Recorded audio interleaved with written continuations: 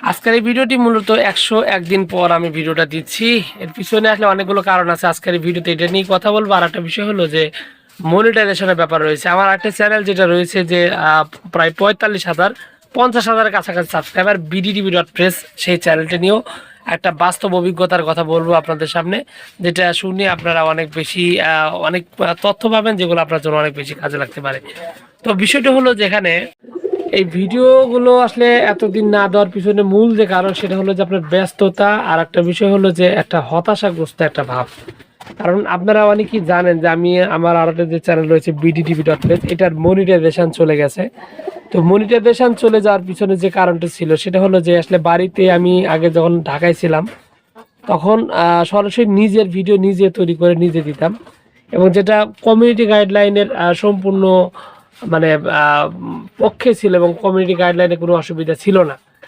কিন্তু সমস্যাটা হলো যে যখন আমি এই কাজটা করি, যখন বাড়িতে আসি, আসার পরে কাজটা ঠিকঠাক মতো করি না, বা কাজ বন্ধ করে দেয় অনেকটা। এবং আর একটা যে কাজ করি যেটা হলো যে আপনার বিভিন্ন জায়গাতে ভিডিও কালেক্ট করে তারপরে ওইটা ভিডিও দিয়ে দিই। তো যেটাকে ইউটিউব বলেছে যে আপনার রিইউজ কন্টেন্ট বলা হয়েছে। তো রিইউজ কন্টেন্ট বলার কারণে যেটা হয়েছে যে ইউটিউবের সাধারণত রিইউজ কন্টেন্টে মনিটাইজেশন দেয় না।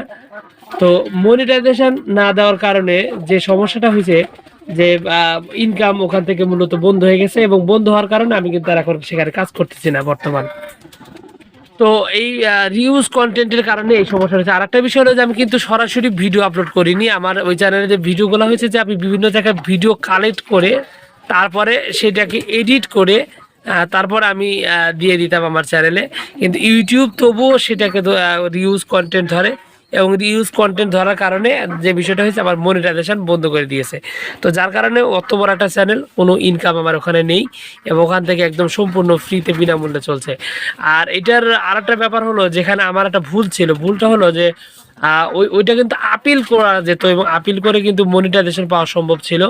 কিন্তু দুর্ভাগ্যজনকভাবে আমি কিন্তু আসলে সেই আপিলও করতে পারিনি। আর একটা কারণে সেটা হলো যে যে কন্টেন্টগুলো আমাকে রিউজ ধরা হয়েছে, এবং আমি যেটা রিউজ মানে অন্যের ভিডিও যেগুলো মূলত বিভিন্ন সোশ্যাল মিডিয়া থেকে কালেক্ট করা, তো সেই জায়গা থেকে কিন্তু আসলে দেখা গেছে যে আমি ওই ভিডিওগুলো পরবর্তীতে ডিলিট করে দেই। ইউটিউবের নিয়ম হলো যে কোনো কিছু নিয়ে আপিল করলে ওই ভিডিওগুলো ডিলিট করা যায় না। যেমন আপনি যদি কমিউনিটি গাইডলাইন স্ট্রাইক খান কোনো ভিডিওতে, বা কপিরাইট স্ট্রাইক, যে কোনো স্ট্রাইক যদি খান, আপনি যদি এখন ওই ভিডিও ডিলিট করে দেন স্ট্রাইক খাওয়ার ভিডিওতে, তার কিন্তু ওই স্ট্রাইক কিন্তু উঠবে না আপনার এই চ্যানেলে। তো সেই ক্ষেত্রে যে বিষয়টা হবে যে আপনার ওইটা একটা বড় একটা সমস্যা তৈরি করবে। তো এখন যে বিষয়টা হয়েছে যে আপনার ওই কন্টেন্টটা আমি ডিলিট করে দিয়েছিলাম। কন্টেন্টটা ডিলিট করে দেওয়ার কারণে কিন্তু আমার ওই ভিডিওটা মানে মানে ওই রিউজের যে আমার আবেদন, মনিটাইজেশন যাওয়ার যে আবেদন, সেটা কিন্তু আর আমি ফেরত পাইনি। তো এটা একটা বড় অসুবিধা হয়ে গেছে। কিন্তু বাকি যে চ্যানেল রয়েছে, যেমন রোগ নিরাময় যে আমার একটা চ্যানেল রয়েছে, সেখানে আমি নিয়মিত কাজ করছি, নিয়মিত ভিডিও দিচ্ছি।